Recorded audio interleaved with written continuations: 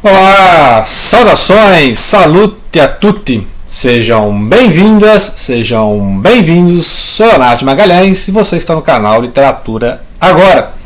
Vamos falar de Haruki Murakami, Norwegian Wood, que é uma das releituras e vai ser uma das principais releituras aí de 25, né? Estava na promessa de reler o Murakami, a gente leu aí o Sono, né, recentemente, e outras obras do Murakami, outras inclusive que eu nem terminei, né? Crônica do Pássaro de Corda é uma dessas obras do Murakami que merece o Nobel de Literatura. E o Pássaro de Corda é uma obra muito extensa, muito verborrágica, e foi uma obra que eu não terminei. Acho que eu li assim metade, né? Foi uma metade. Cheguei à metade da obra, mas assim, a história é muito cheia de reviravolta, né? E algumas partes monótonas. Então, ou seja, é uma obra interessante, né?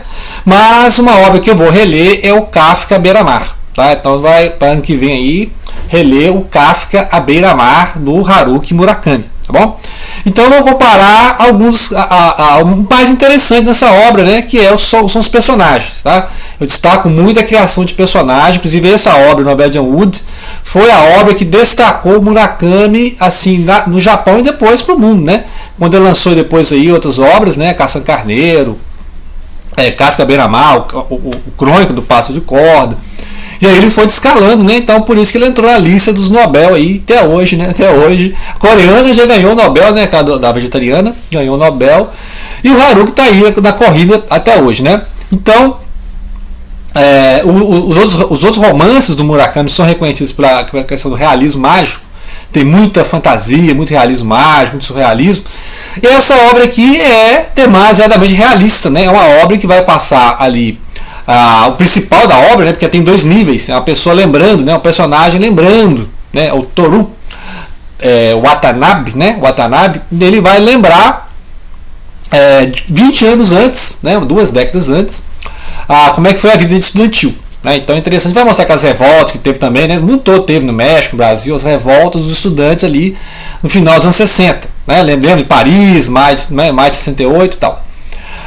Então ele vai lembrar dessa época e por isso que essa obra é interessante, por esse resgate de memória, fala a história do Japão. A gente conhece pouco da história do Japão, conhecia pouco a história do Japão e graças ao Murakami eu comecei a ler literatura japonesa e fui descobrindo também as literaturas, né?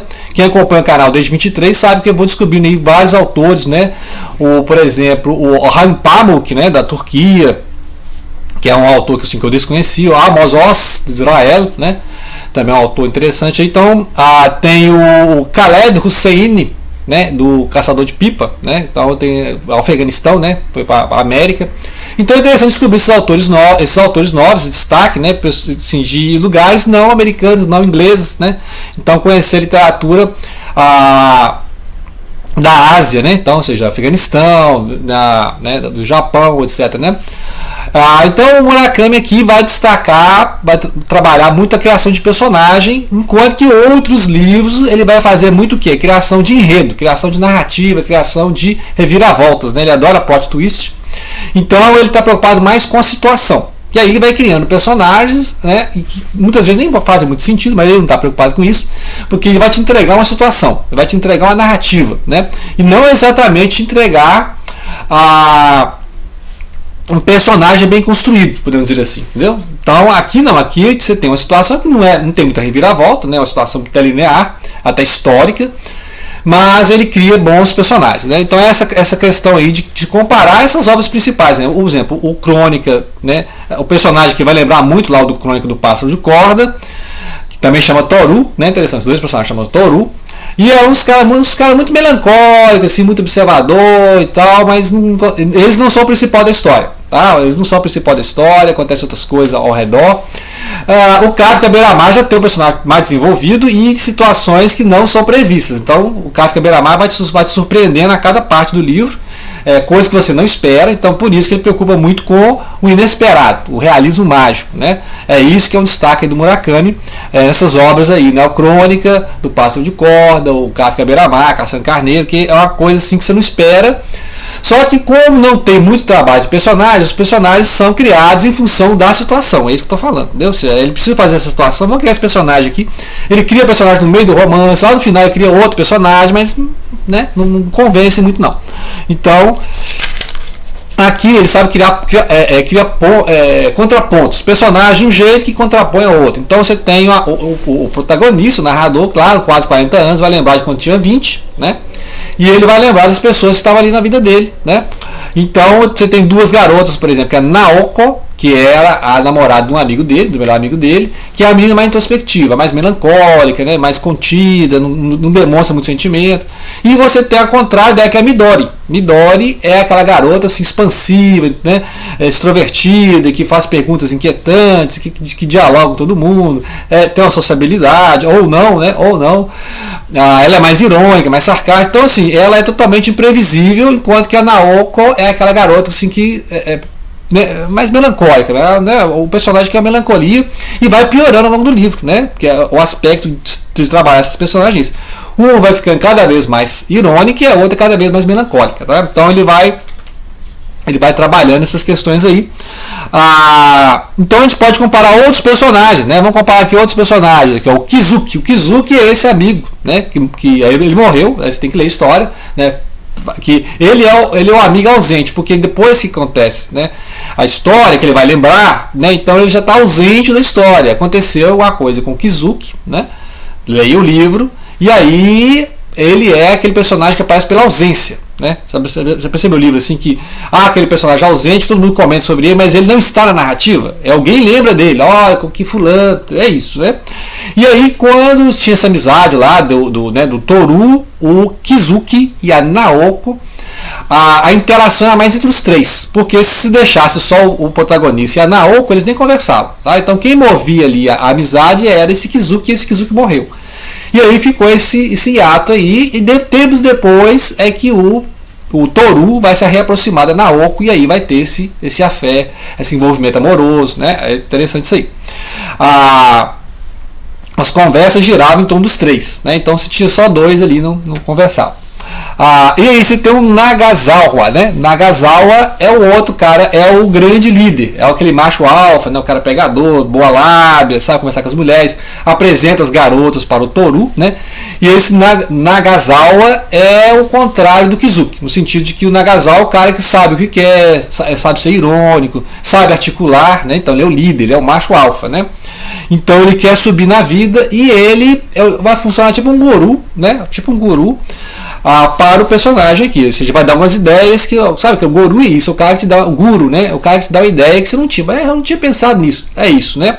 Então Nagasawa, ele vai ser essa figura igual o do Oshima vai ser para o Kafka lá no Kafka Beira-Mar. Então, você vê que alguns personagens repetem na obra do Murakami, né, o aspecto do personagem, assim como na obra do Dostoiévski, né? Dostoiévski tem algumas obras, mas esse cara aqui está me lembrando, né? Você pode comparar o príncipe Mishkin com o Alyosha, né, lá dos irmãos Karamazov, né? Então tem umas coisas assim, algumas características, tem umas coisas assim.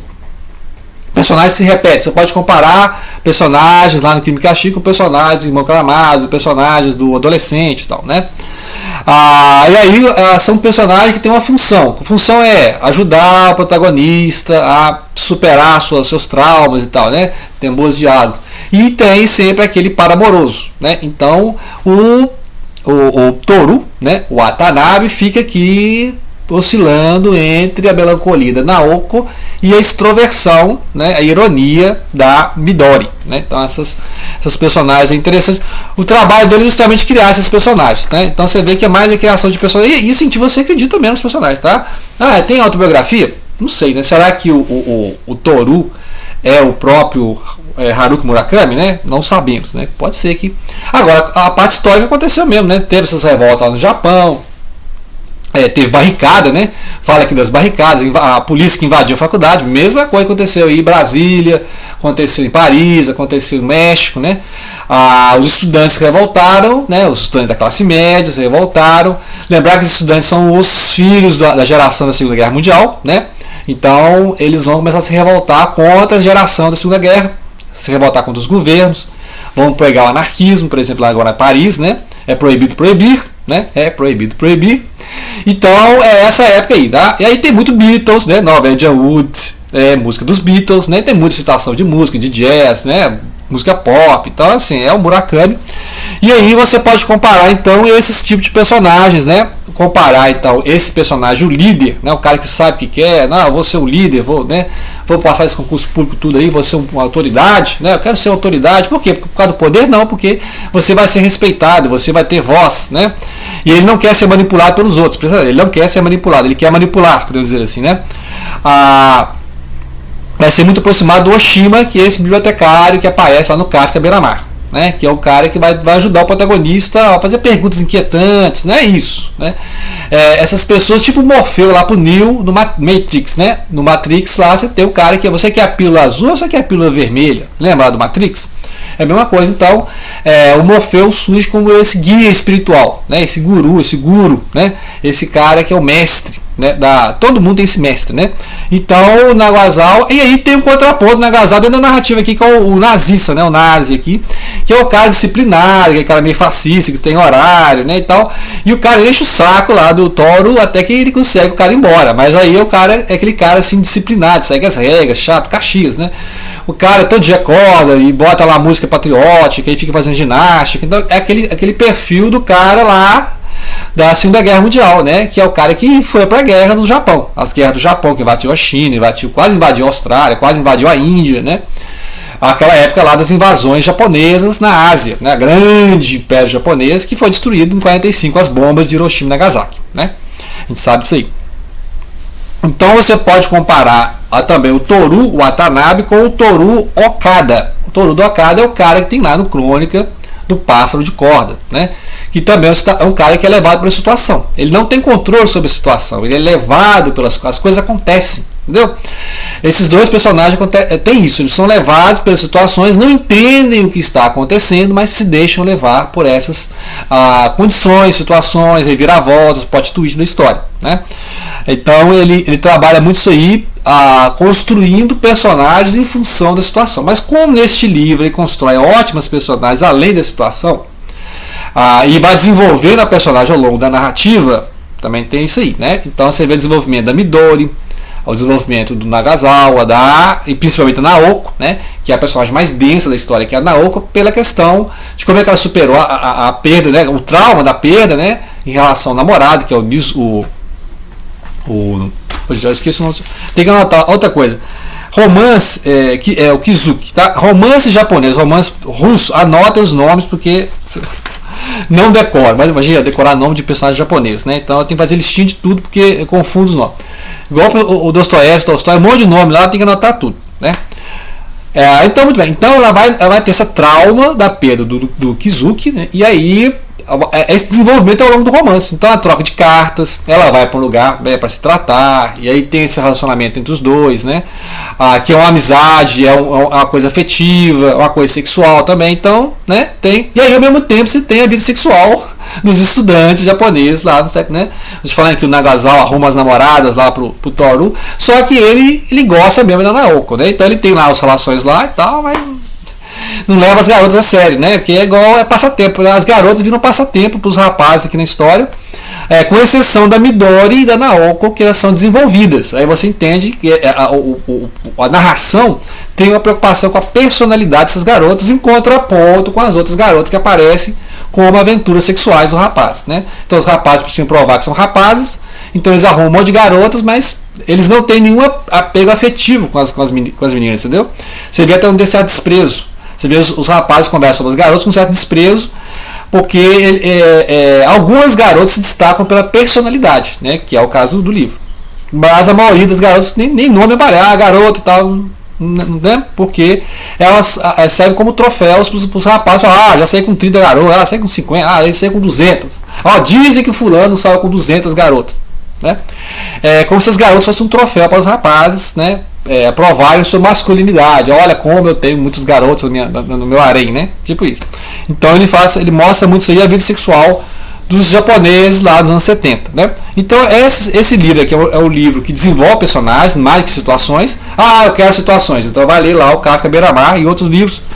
Ano que vem eu vou ler lá o de ficção científica, né? Que é 84, né? Então 3 livros.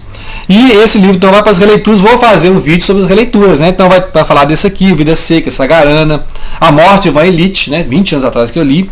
O Incidente em Antares, né, também o Pais e Filhos, do Turgenev, Ivan Turgenev, e eu li porque eu fui ler lá o Dostoiévski, o adolescente. O Ano da Morte de Ricardo Reis, também é uma releitura interessante dos últimos tempos aí. Então eu vou fazer um vídeo só sobre as releituras, ok? Então aguardem aí um vídeo sobre as releituras de 25, depois os melhores livros de 25 e depois a nossa lista para 26, tá? Esses são os últimos vídeos do ano.